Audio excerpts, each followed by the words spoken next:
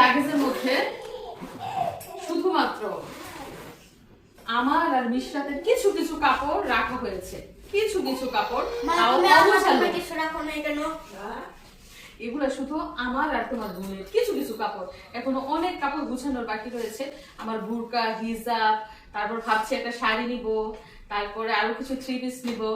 তো এগুলা তো এটার মধ্যে আসবে না, বড় লাগেজে ভরতে হবে। এবং মিশারির কাপড় চোপড় এখনো গুছাই নাই, মিশারিটাও গুছাবো। আর বাকি রইলো কি শুকনা খাবার।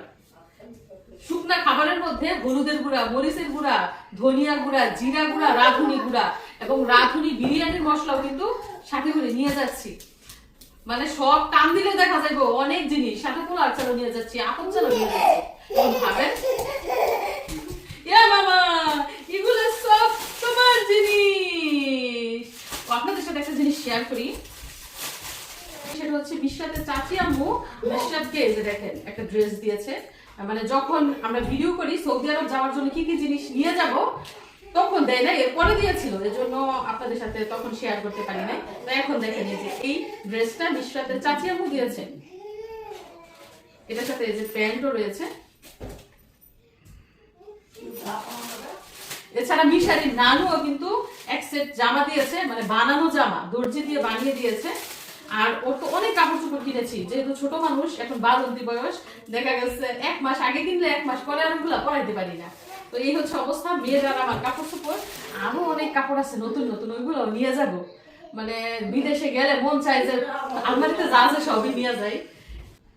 আর হাতে কিন্তু আমরা 7 কেজি করে জিনিস নিতে পারবো, মানে 4 7 28 কেজি, 28 কেজি জিনিস হাতে নিতে পারবো। তবে হাতে আমরা বেশি জিনিস ক্যারি করবো না, শুধু একটা হ্যান্ডব্যাগ থাকবে, মিশালির একটা স্কুল ব্যাগ থাকবে, আর বাবুর খাবার দাবারের একটা ব্যাগ থাকবে।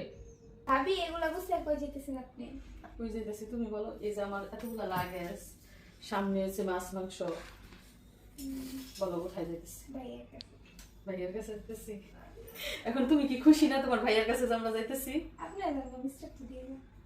ও বলতেছে আমরা যাইতাম না, মিশরাতে রাইখা যাইতাম। মিশরাতের জন্যই তো তোমার ভাই আমাদের নিয়ে যাইতেছে, আবার মিশরাতে রাইখা যাবো। তুমি মন খারাপ করো না, বুঝছো? আমরা আবার আইসা পড়বো কিছুদিন পরেই। তুমি থাকো, আমাদের জন্য দোয়া করো। তুমি ভালো থেকো, যত্ন নিও নিজের শরীরের, ভালো করে লেখাপড়া করো। হ্যাঁ, আবার এসে তোমার সাথে ইনশাল্লাহ দেখা হইব। তোমার জন্য গিফট নিয়ে আসবো। মন খারাপ করো না। তোমার ভাইও তো যাইবো না, একা হয়ে যাবো, সৈতিরা 2টা ভাই বোন। মন খারাপ করো না, হ্যাঁ? চিন্তা করো না। শোনো, আবার এসে ভালো ছেলে দেখে বিয়ে দিয়ে দিব না, যাবো। যাই হোক, এগুলা এখন গুছাবো। আর বাজার থেকে আরো বেশ কিছু জিনিস আনাতে হবে, যেহেতু আমাদের জিনিসপত্র কম।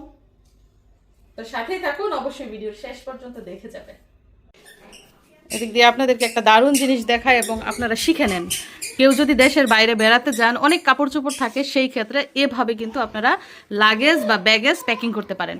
এই যে লাগেজটা খাড়াখাড়িভাবে দাঁড় করাতে হবে, তারপরে এই যে আলমারিতে আমরা যেভাবে কাপড় রাখি সেম ওই রকম করে বাসে বাস কাপড় রাখবেন। তারপরে এটা সোজা করলে আরেক পার্ট ভরা যাবে। তো এভাবে কিন্তু অনেকগুলা কাপড় একই লাগেজে ঢুকানো যাবে। তো এই বুদ্ধিটা হচ্ছে শামিমার, সে সুন্দর করে দেখেন বাস করতেছে। এই যে দেখেন টেকনিক। এখন লাগেজটা জাস্ট এই যে আলমারি হয়ে গেছে না, লাগেজ হয়ে গেছে আলমারি। আবার খুললে এই যে দেখেন, সুন্দর না টেকনিকটা? তো জিনিসপত্র গুছিয়ে টায়ার্ড এবং কাজের ফাঁকে একটু খাবার খেয়ে নেই। এখানে আমার হাতে রয়েছে পুলি পিঠা। আমার পছন্দের পিঠার মধ্যে একটা হচ্ছে পুলি পিঠা। নাও, হাতে ধরবা, রস বের হচ্ছে, রস বের হচ্ছে মাম্মা, রস বের হচ্ছে। এটা এটা এটা এটা নাও, এই হাতে নাও, ডান হাতে নাও। আমার মুখের দিকে তাকাই আবার নাই। তো যেটা বলছিলাম, কাজের ফাঁকে একটু মিষ্টি মুখ করে নিচ্ছি। বিসমিল্লাহ। নারকেল পুলি,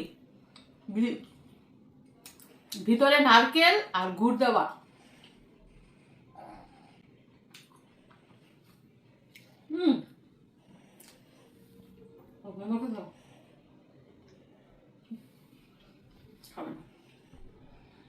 No, come.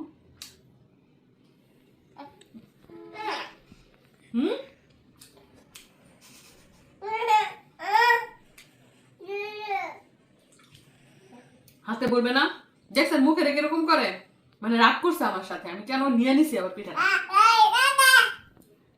যাইবে না, যাবে না সৌদি আরব, বিমানে উঠবে না, বাবার কাছে যাবে না, বাবা বাবা যাবে না, ঝাঁপ দিয়ে গিয়ে বাবার কোলে উঠবা, ঠিক আছে?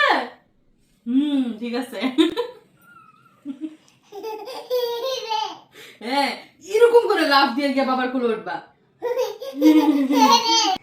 আর বলবা যে বাবা এতদিন তুমি আমার ছাড়া কেমনে থাকছো, হ্যাঁ কেমনে তুমি এতদিন আমাকে ছাড়া রইছো। দেখছেন নি কিরকম ঝগড়া করতেছে, খুব খুশি, বিদেশ যাইবো, বিমানে উঠবো, খুব খুশি। দ্বিতীয়বার আমাদের মিশরাতুল জাজম সৌদি আরব যাচ্ছে, সবাই বলেন আলহামদুলিল্লাহ, আল্লাহ যেন তৌফিক দেয়, আল্লাহ যেন রিজিকে রাখে, আরো যেন যেতে পারে।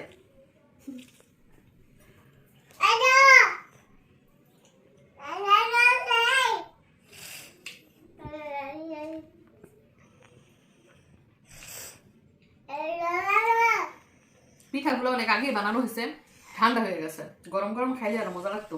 মানে ব্যস্ততার কারণে, ঘুষ গাছের ব্যস্ততার কারণে আর খাওয়া হয় না, এই যে রাইখে দিছি, এখন খাইতেছি।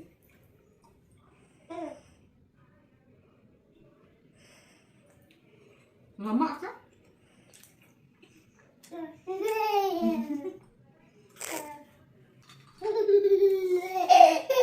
মাশাআল্লাহ আমার মেয়েটা কত খুশি, কত হাসি। বিমানে গিয়ে ওভাবে হাসিও, আবার কান্না করো না।